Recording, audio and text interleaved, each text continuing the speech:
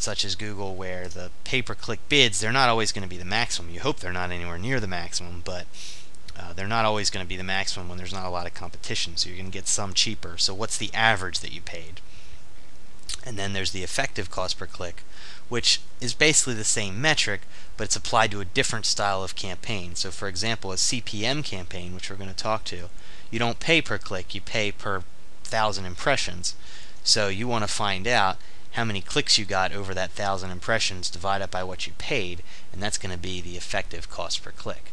So you'll know, you can compare a CPC, a pay-per-click campaign, to a CPM, a cost per 1,000 impression campaign.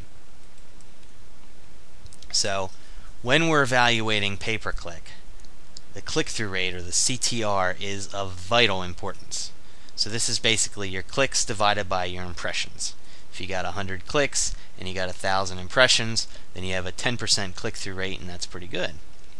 Now, it doesn't seem all that important, except that you know how long it takes for your ad to reach the number of clicks you wanted and to expend your advertising budget. But it is very important for ad performance, even in pay-per-click. It's much more important in CPM when you're going by impressions, because the higher your click-through rate, the better you're going to do for the same money. If you can get 10% click-through on 1,000 impressions, that's 100 clicks. Let's say you pay $3 for that. If you're going to get a 5% return, you're only going to get 50 clicks for that same $3. So that's not nearly as good. Whereas in pay-per-click, you're going to get, if you're going to pay for 100 clicks, you're going to get 100 clicks, assuming that there's that much traffic out there and that your keyword bids meet the minimums based on some relevance and other things, and that there's not so much competition that they're all outbidding you. So the ad networks like Google, for example, I'm going to use Google pretty much exclusively through here, because if you're just starting out, I don't really even recommend you try anything other than Google. Once you get Google down, you can work with Yahoo and MSN and some of the others, but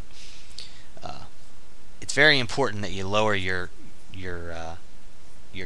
cost, obviously, per click, and the best way to do that is to get your click-through rate very high. So how do you do that? Well, you go back to my original thing, which is to have a really good hook, a good headline, get your keywords in the ad, try to find a way to emotionally motivate somebody to buy, and most likely the best way is to give them something for free. So I'm not really talking too much about that here, but just so you're aware, there's a lot of ways to work on this. But also just rotating the words that are in the ad, trying different headlines, that's going to be your first thing, getting the keywords in the URL. Try to get that click-through rate up as high as you can, and try to keep the keywords that people are searching on as relevant as possible to the ad and to the final landing page. If you do get a high click-through rate, Google is going to give you more impressions. The reason is, and they're going to do it for less, I should say, because the reason is, let's say you're only willing to bid 50 cents a click, and somebody else, 10 other people, are willing to pay $1 a click. But those people's click-through rate is a quarter of what yours are. Over time, even though you're paying half as much, you're making twice as much money for Google, because your ad is getting clicked a lot more. Google only has so many impressions to give. It may seem endless to a lot of people starting out, but there's only so many impressions they can give in a day. So if your ad is doing well, you're going to get a much greater share of those for cheaper, because you're making them more money. So here's an example. This is one of my Google campaigns. This is something that I ran just for a few days. This is a few days of a campaign, but you'll see that highlighted in red is the CTR, the click-through rate. So we have several keywords which I blanked out, and this is a very cheap campaign. I just want to prove that you can actually get, this is recent, this is only 6 months to a year ago, this is sometime in 2007, this is about 3 days worth of a campaign that I did, maybe a week, I'm not even sure. But just was a little test that I wanted to try, and you'll see that some of these keywords, this didn't go on for long, so you have only 7,000 impressions or 1,700 impressions, but if you look, you'll see that I'm getting these at 10 cents a click, at 9 cents a click, and why is that? Because the overall, for this whole campaign, my click-through rate is 8.5%, which is pretty good. You look at that top keyword, at 13.43, 231 clicks, that's pretty good, especially for a few days. Now you see I'm not at the highest position, I'm only at a 3.3, And you'll even see that it's a little odd. For example, the this keyword down second from the bottom, the 7.42% has a better position. And the reason, even though the click-through rate is poor, you can see there's just not as much competition because I'm only paying 9 cents a click. So that indicates there's probably not a lot of people in this space. This is probably a really good place to be.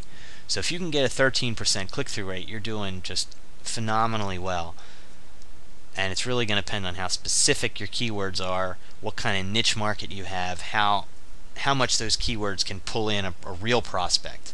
If you go by a huge search term like, say, fitness, which is something that I do have fitness websites, you'll find that you just get people with so many different ideas on fitness, what they're searching for, that it's very difficult to narrow it down. So here's another campaign. This is a little larger campaign that ran for a lot longer, and you'll see that overall the campaign only has a 2% click-through rate. A lot longer. It's run for a lot longer, obviously. And this one was more expensive. I wanted to blank out the values just because some of that data could be valuable to somebody. But the overall, if you look at all sources now, the top is search. 2% goes through Google search engine. All sources includes content network, so all the people that have AdSense. So you see in the content network, they're only giving me a 0.14% click-through rate. Now that's pretty typical. You may be able to get higher, 0.3, 0.5, maybe 1%, but you're definitely not going to get the same as you will in the search engine because the people aren't coming to you looking for information. They're looking at a site and they just happen to see an ad. If it catches their eye, they'll click on it. In Google, in the search, you're actually coming there for information. So we got 2%. We have one set of keywords that you can see is several keywords there. Is together specific phrase. It's got a 1.7 average position. That's good. It's got 591 clicks, almost an 8% click-through rate. And then below that you see some in the 3 and 2% range. So this is a little more typical. This is also a much higher price campaign. These clicks cost a lot more than 15 cents, I can tell you that. So just to show you can do this, this is how Google shows you these statistics. They also show you next to that your average cost per click and then the total amount that you've spent. So if I were to go back here, you'll see the total cost that was spent for all the clicks in the cost position and average cost per click. Even though my max was 15 cents, in some cases my average is lower or higher. I'm not sure how it's higher. I may have changed it throughout this and gotten a click at 21 cents. I'm not sure, but so overall you'll see that I'm still not even paying. I'm willing to pay 15 cents, but I'm not even paying that much. So, and then this one the same thing. So, and there were a lot more keywords in these campaigns. I just took some of the better performing ones just to give you an idea. So that click-through rate is just of vital importance.